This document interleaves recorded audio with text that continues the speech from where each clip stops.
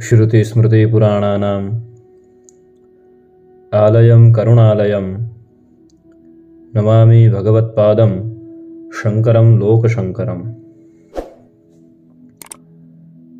मैं चैतन्य रावल फिर से आप सभी का हार्दिक स्वागत करता हूं। आज का हमारा जो मुख्य विषय है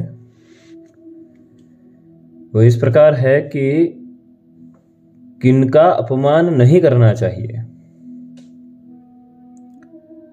गुजराती में एक कहावत है, वो मेरे स्मरण में आ रही है। अन्न समान नहीं औषधि, जरणा समो नहीं जाप, कृष्ण समो नहीं देवता और निंदा समो नहीं पाप। अन्न के समान इस दुनिया में दूसरी कोई औषधि नहीं है। जरणा समो नहीं जाप, जो झरना रहता है उसके समान कोई जप करने वाला नहीं है। कृष्ण समान नहीं देवता, कृष्ण के जैसा और कोई दूसरा देवता नहीं है। और निंदा समो नहीं पाप, किसी के लिए जो निंदा रहती है उसके समान दूसरा कोई महापाप नहीं है। अतः किसी की अच्छी बातें हमारे मुख से न बोली जाए तो कोई बात नहीं, परंतु किसी की निंदा तो नहीं करनी चाहिए। अच्छा ना बोल सको तो कोई बात नहीं, पर बुरा कभी भी नहीं बोलना चाहिए। देखते हैं शास्त्र में, महाभारत में कहा गया है, हीनांगान अतिरिक्तांगान विद्याहीनान वयोधिकान रूपद्रविणहीनौश्च जातिहीनौश्च नाक्षिपेत। शपथा यत् कृतं पुण्यं शप्यमानं तु गच्छति, शप्यमानस्य यत् पापं शपन्तम् अनुगच्छति। कहते हैं, जो लोग किसी की निंदा करते हैं और उसमें भी जो लोग किसी अंग से हीन हो अर्थात अपंग हो, जिनका कोई अंग अधिक हो या तो जिसका कोई अंग भंग हो, विद्या से हीन हो, अवस्था के बूढ़े हो, रूप और धन से रहित तथा जाति से भी नीच हो, उनका कभी अपमान नहीं करना चाहिए। उसका कारण यह है कि अपमान करने वाले मनुष्य का जो पुण्य होता है, जिसका अपमान किया जाता है उसके पास चला जाता है, और उसका पाप अपमान करने वाले मनुष्य के पास चला आता है। विष्णु धर्मोत्तर पुराण में भी हमें इसका उल्लेख मिलता है। हीनांगान अतिरिक्तांगान विद्याहीनान विगर्हितान रूपद्रविणहीनौश्च सत्वहीनौश्च नाक्षिपेत। यही बात विष्णु धर्मोत्तर पुराण में और मनुस्मृति में भी कही है।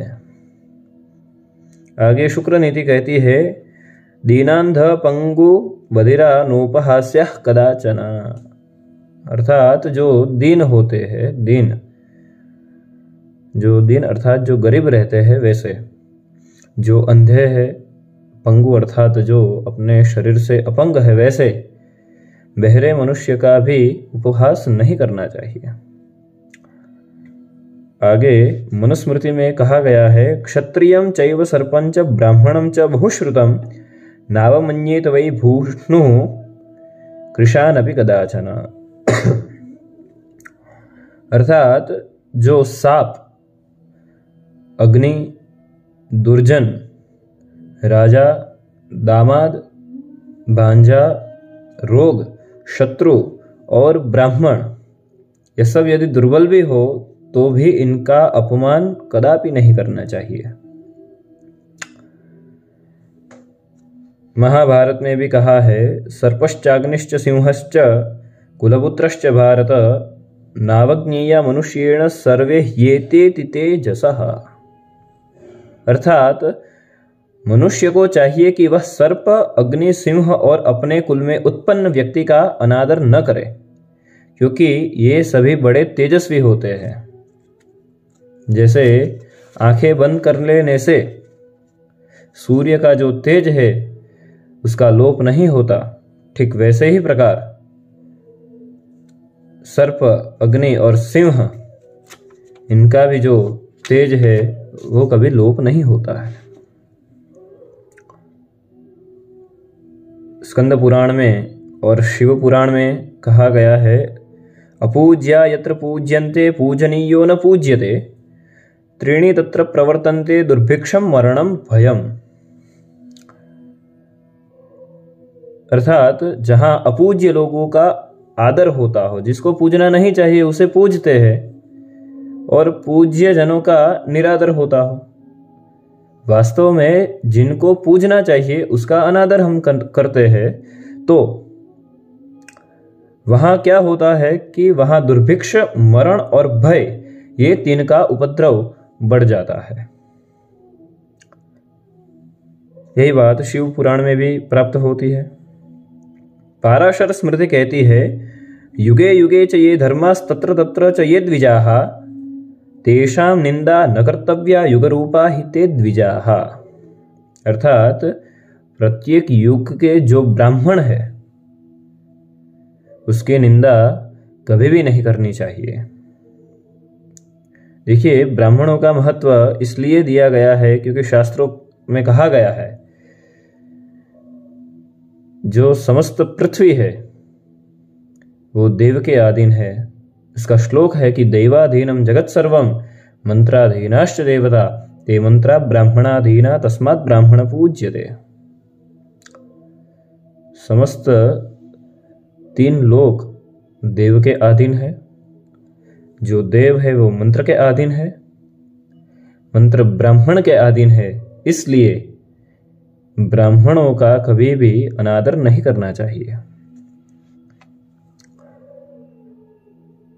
अंत में मनुस्मृति और भविष्य पुराण में हमें श्लोक प्राप्त होता है, आचार्यश्च पिता चैव माता भ्राता च पूर्वजः नार्तेनाप्यमवन्त्वन्या ब्राह्मणेन विशेषतः आचार्यो ब्रह्मणो मूर्ति पिता मूर्ति प्रजायते माता पृथिव्या मूर्तिस्तु भ्राता स्वो मूर्तिरात्मनः।